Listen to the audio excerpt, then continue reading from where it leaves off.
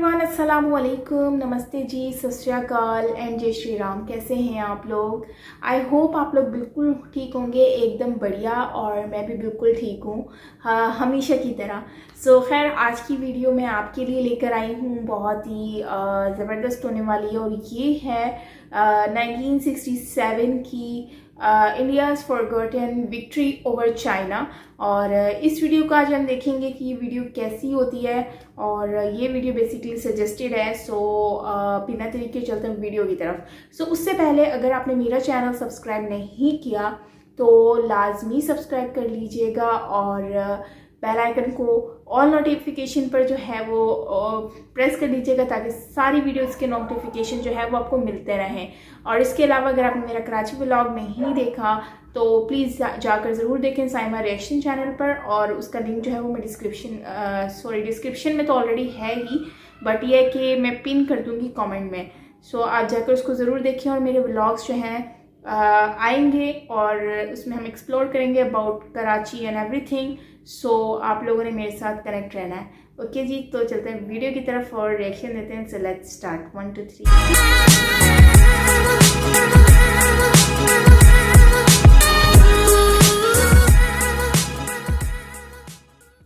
आशा करता हूं आप सब बहुत अच्छे होंगे। मेरा नाम है सिद्धांत अग्निहोत्री। स्टडी ग्लोस पे आपका बहुत बहुत स्वागत है। दोस्तों, आज हम एक ऐसी लड़ाई की बात करेंगे।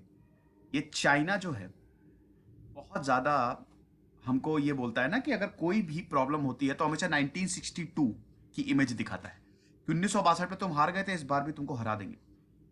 उसके बाद चाइना ने जितनी भी बार भी हमसे भिड़ने की कोशिश की, उसने मुंह की खाई है। चाइना की इतनी औकात ही नहीं है कि भारत से अब भिड़ सके। आपको पता है क्यों?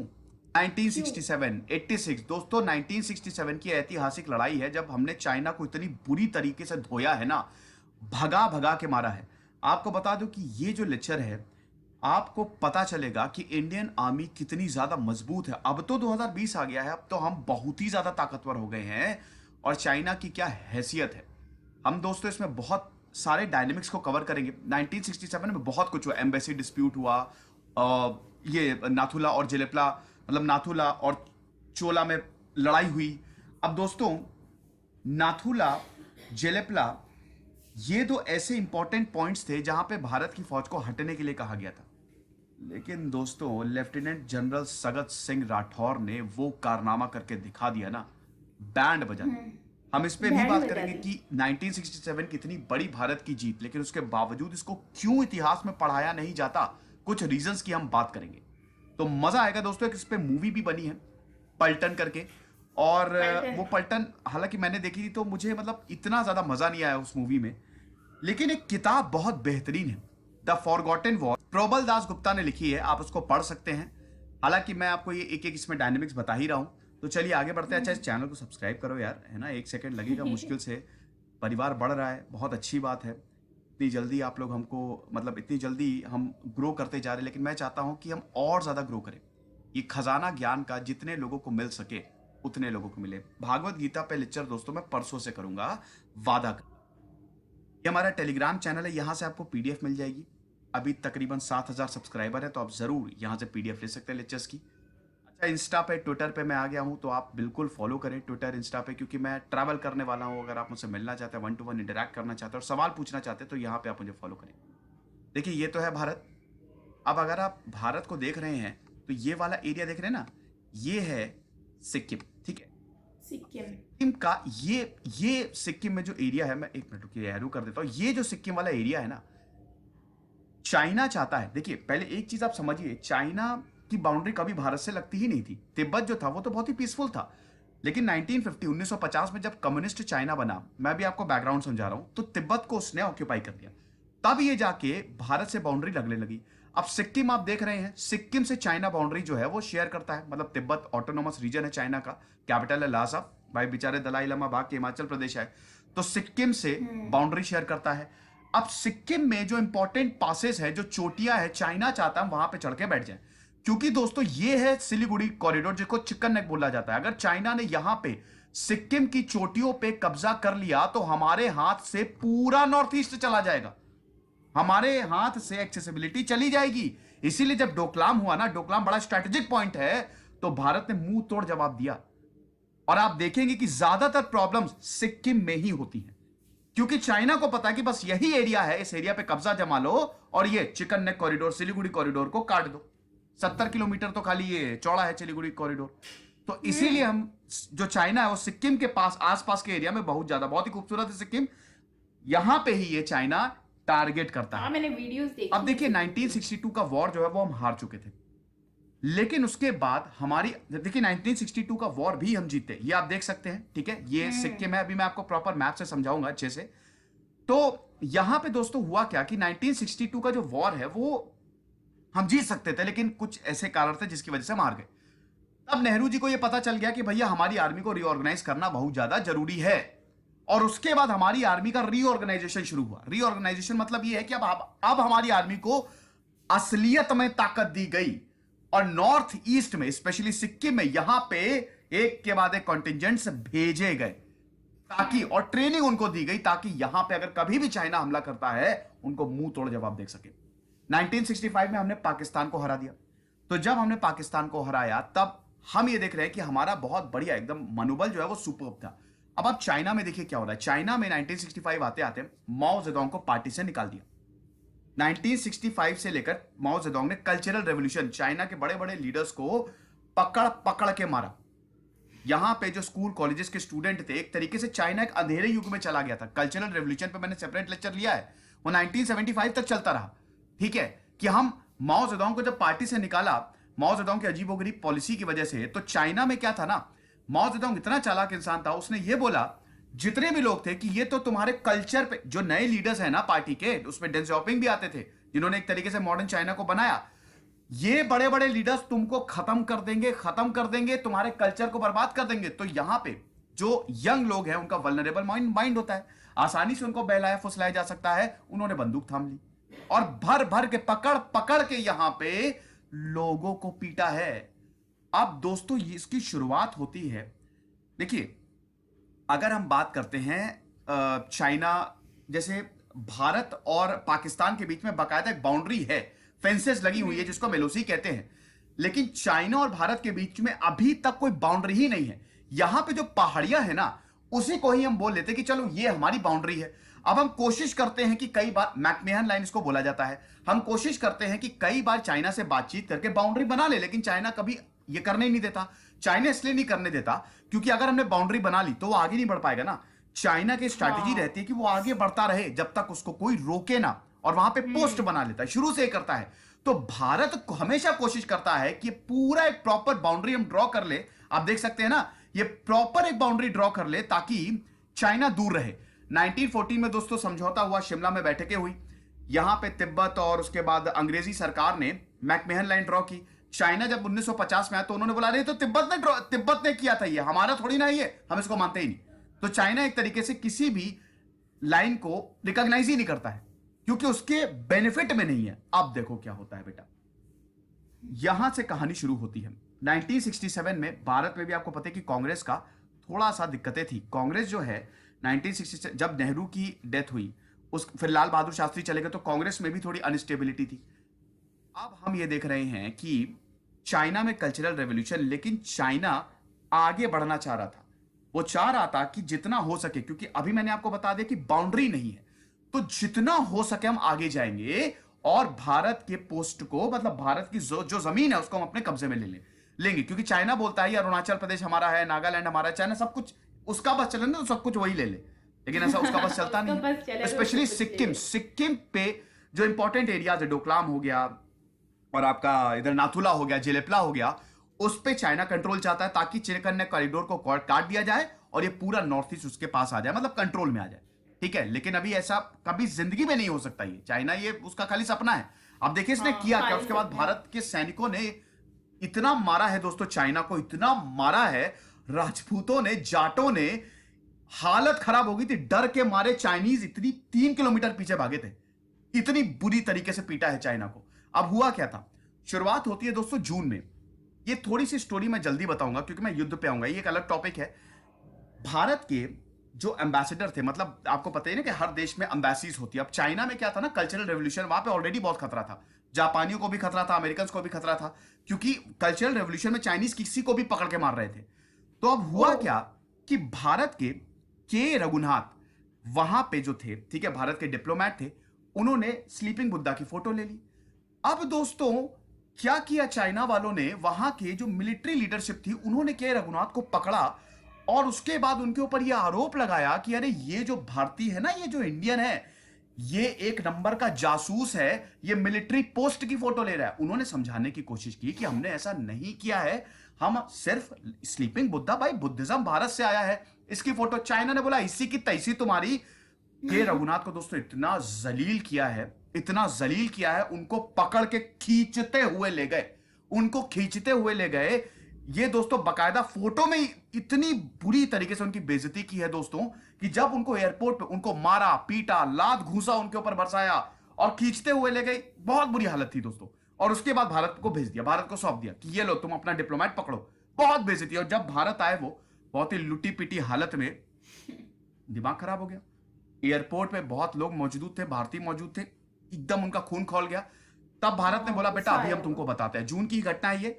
भारत ने चाइना के एम्बेसडर के साथ भी ठीक वैसे ही किया जैसे कि रघुनाथ के साथ किया था। ऐसे ही सबक सिखाया। चाइना बहुत उछल रहा था ना, चाइना को बड़ा घमंड आ गया था। तो अब हम ये देख रहे हैं कि उसके बाद चाइना और गुस्से में आ गया कि अच्छा तुमने हमारे एम्बेसडर के साथ ये किया। फिर वहां पे जो एम्बेसी थी, जहां पे बहुत लोग रहते थे, भारतीय लोग रहते थे, परिवार रहता था उनका, उनकी सप्लाई लाइंस काट दी, ठीक है, उनको भी परेशान किया।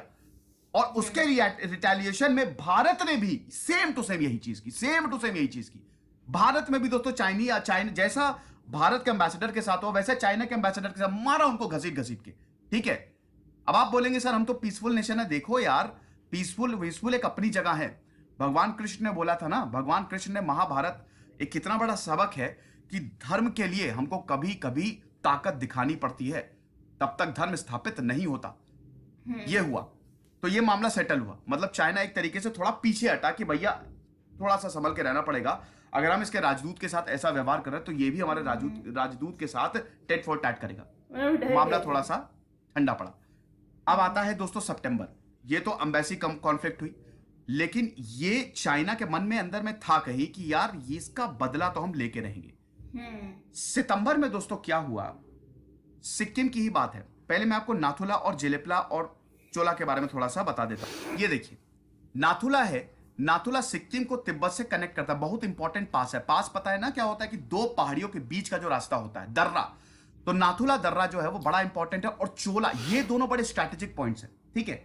अब चाइना को पता था कि हमको नाथुला पे कब्जा करना। चाइना बार बार ये धमका रहा था, लेकिन 1965 के बाद, 1962 के बाद इनफैक्ट भारत की आर्मी ने नाथुला पे कब्जा जमा लिया। तो उनको पता था कि चाइना वाले ना ये कुछ भी कर सकते हैं, सिक्किम को अपने कब्जे में लेके, मतलब सिक्किम के इंपॉर्टेंट पॉइंट्स को अपने कब्जे में लेके काट सकते हैं, चिकन नेक कॉरिडोर को। तो यहां पे भारत ने अपनी सेना बैठा दी, ठीक है। अब बार बार चाइना की आर्मी ये कह रही थी, मतलब चाइना की जो वहां की लीडरशिप थी वो ये कह रही थी भारत की आर्मी से, इसको खाली कर दो, नाथुला और जेलेपला को खाली कर दो, वरना तुमको बहुत सबक सिखाएंगे, ये कर देंगे, वो कर देंगे। तो दोस्तों यहां पे ऑर्डर्स थे। आपको बता दूं कि इंडियन मिलिट्री को 1965 के वॉर के बाद यहां पे मतलब ये बोल दिया था, जो चाइना था वो बोल रहा था इसको खाली करो, ये नाथुला को खाली करो। देखिए ये सिक्किम की चुंबी वैली है। चुंबी वैली मैंने बताया ना कि ये सारे पास जो है ना चुंबी वैली में ही है, बड़ा टूरिस्ट पॉइंट भी है, और चुंबी वैली को ही बचाना बहुत ज्यादा जरूरी है, और हमने अभी तक उसको बचा के रखा हुआ। किसी की औकात है वहां पे आ जाए। अब देखिए बार बार ये चाइना बोल रहा था पीछे हट जाओ, पीछे हट जाओ। यहां पे बकायदा ऑर्डर्स दिए गए। इंडिया ने बोला कि यार शायद ये एक ऐसा डिसीजन था दोस्तों जिसने इस पूरे युद्ध के को ही बदल दिया। वो डिसीजन ये था दोस्तों कि जब ऑर्डर्स दिए गए थे, जब चाइना ने ऑर्डर्स दिए कि आप जो है पीछे हट जाइए, क्योंकि उनको लग रहा था कि कहीं चाइना एग्रेशन ना दिखा दे, यहां पे मेजर जनरल सगत सिंह राठौर ने रिफ्यूज कर दिया। हम नहीं हटेंगे। नाथुला पास इनके अंडर में था। माउंटेन डिवीजन के मेजर जनरल सगत सिंह, आपने इनका नाम सुना है? नहीं सुना होगा ना, लेकिन मेजर जनरल सगत सिंह ना सुपर हीरो थे, एक मिलिट्री जीनियस। जब जब इनको जिम्मेदारी दी ना, इन्होंने करके दिखाया। ऐसी लीडरशिप शानदार भारत के इतिहास में बहुत कम देखने को मिली है। तो मेजर जनरल सगत सिंह ने बोला हम नहीं हटेंगे, हम नाथुला में ही रहेंगे। अपने सीनियर्स का ऑर्डर इन्होंने नकार दिए। सो गाइज ये वीडियो थी, और वैसे हमने पार्ट 1 बनाया है क्योंकि टाइम बहुत शॉर्ट था, और ये है कि वीडियो थोड़ी लॉन्ग नहीं, बहुत ज़्यादा लॉन्ग है, 30 मिनट्स की है। तो हम क्या करेंगे, इस पे पार्ट 2 भी बनाएंगे अगर आप लोग कहेंगे। स्टोरी वैसे बहुत इंटरेस्टिंग होने वाली है क्योंकि 1967 के बारे में बहुत ही ज़्यादा अच्छी डिस्कशन होने वाली है। वैसे तो हमने कारगिल भी देखी है और जो है हमने जब कारगिल भी देखी है और जो है 1999 की वॉर भी देखी है।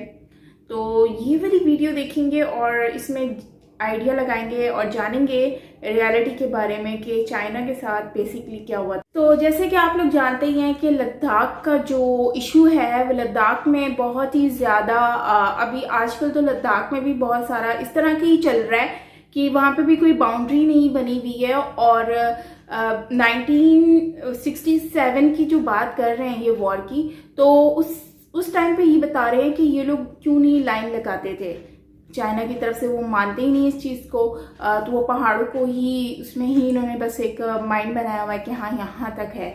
तो बेसिकली वो एक अभी हम वीडियो भी देख रहे थे तो आपको याद होगा कि लद्दाख में जो है ना इन्होंने आजकल जो वो वापस चले गए हैं तो वो आगे बढ़ रहे हैं। तो चाइना इस चीज़ से बाज नहीं आता, ये चीज़ हमने नोट भी की है। तो अभी जो है अपनी जो घड़वारा की भी वीडियो आई थी तो उसमें उन्होंने कहा था कि ये जो है ना ये लोग वापस पीछे तो चले गए हैं ना, लेकिन ये अब दोबारा से आएंगे अब पूरी तैयारी के साथ। तो अब जब आएंगे तो वो पूरी तैयारी के साथ आएंगे और इसके लिए आप लोगों को प्रिपेयर रहना, मतलब हम लोगों को प्रिपेयर रहना, मतलब ये इंडियन नेशंस के लिए बात कर रहे थे। तो बेसिकली डिफेंसिव ऑफेंस की वीडियो अगर आपने नहीं देखी तो जाकर ज़रूर देखिएगा, इसमें डिस्कस कर रहे थे। तो इसमें सारा इसी टॉपिक के ऊपर बात की जा रही थी। तो सही कह रहे थे और वही बात कर रहे हैं जो 1967 में ऑलरेडी वो लोग कर रहे हैं, वहाँ तब से लेकर अब तक करते आ रहे हैं और अब वापस गए हैं तो यकीनन वो दोबारा से आएंगे। इसीलिए वो जो है ना वो ड्रॉ नहीं कर रहे लाइन के ये हो जाएगा तो उसके बाद तो फिर हो ही नहीं सकता कुछ भी ना। तो ये सारी चीज़ें हैं। तो इससे पहले उन्होंने तिब्बत पे भी कब्जा कर लिया और भी बहुत सारी चीज़ों पर। तो बाकी ये 67 वाली जो वॉर होने वाली है बिटवीन इंडिया एंड चाइना, ये वाली देखने वाली होगी। इसके बारे में इंफॉर्मेशन हम जानेंगे, हमें आइडिया होगा कि इसमें बेसिकली हुआ क्या था। तो पार्ट 2 में हम देखेंगे और कमेंट में बताइएगा इसका पार्ट 2 लाएं कि नहीं लाएं, तो हम उस पर भी उसको भी लेकर आएंगे। सो ये थी हमारी आज की वीडियो। वैसे एक बात कहूँगी कि चाइना इस बारे में बहुत ज़्यादा होशियार है और जिस तरह से इन लोगों की जो है वो किया इन लोगों के साथ जब वो लोग आए थे भारत में, तो उनके साथ वैसे ही किया गया जैसे इन लोगों ने भारत के जो लोग थे उनके साथ किया। तो भारत जानता है कि उनको किस तरह से किससे क्या लेना है बदला। तो बाकी ये है कि 62 वाली वॉर का तो मुझे इतना ख़ास कंफर्मेशन नहीं थी, लेकिन उसके बारे में मैं रिसर्च कर लूँगी ताकि हम 67 वाली जो वॉर देखेंगे तो उसमें हमें आइडिया होगा कि 62 में बेसिकली क्या हुआ था। तो फिर 67 का जो है वो तो हमें इस वीडियो में पता चलने वाला ही है। ऑलमोस्ट काफ़ी चीज़ें मुझे भी आइडिया हैं, लेकिन ये है कि हमें रियलिटी जो है वो हमें आइडिया होना चाहिए और डिफरेंट वीडियोस देखते हैं उससे हमें डिफरेंट टाइप की जो रियलिटी है वो हमें पता चल रही होती है। तो खैर अगर आपके पास इसके अकॉर्डिंगली कोई भी इंफॉर्मेशन हो तो आप मुझसे शेयर कर सकते हैं और इसके अलावा कमेंट बॉक्स में आप जो भी अपनी राय हो, ओपिनियन हो तो मेंशन करें। और हाँ, साथ साथ में आपने क्या करना है, आपने इंस्टाग्राम की आईडी ऊपर मेंशन है, डिस्क्रिप्शन में लिंक भी मेंशन है, तो आप वहाँ पर भी मुझे सजेशन दे सकते हैं और डेफिनेटली हम लोग वीडियो बनाएंगे। और इसके अलावा अगर आपने मुझे फॉलो नहीं किया हुआ तो इंस्टाग्राम पे फॉलो भी कर सकते हैं, सब्सक्राइब नहीं किया तो सब्सक्राइब भी कर सकते हैं।